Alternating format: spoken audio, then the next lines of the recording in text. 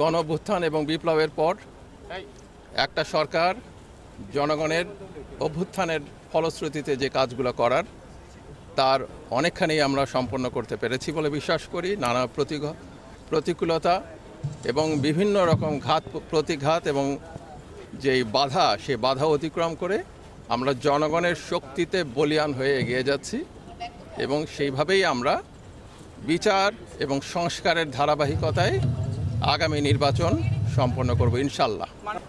অবশ্যই জনগণের নির্বাচিত সরকার জনগণের আকাঙ্ক্ষা বাস্তবায়ন করে। আমরা যে কাজটা গণঅভ্যুত্থানের সরকার হিসেবে শুরু করেছি, বাংলাদেশের জনগণের নির্বাচিত সরকার সেটা এগিয়ে নিয়ে যাবে, এটাই তো আমাদের বিশ্বাস। ফেব্রুয়ারির নির্বাচন এবং বাংলাদেশের মানুষ সেই নির্বাচন উৎসব মুখর পরিবেশে উদযাপন করার জন্য অপেক্ষা করছি। আমরা কিন্তু এখন ঢেউয়ের উপরের দিকে যাচ্ছি, যে জাহাজ নির্মাণ শিল্পটা কখনো উঠে কখনো নামে। এখনকার যে সময়টা, এটা কিন্তু উপরের দিকে ওঠার, এবং এই কারণে আমরা বিশ্বাস করি যে এটা এগিয়ে যাবে।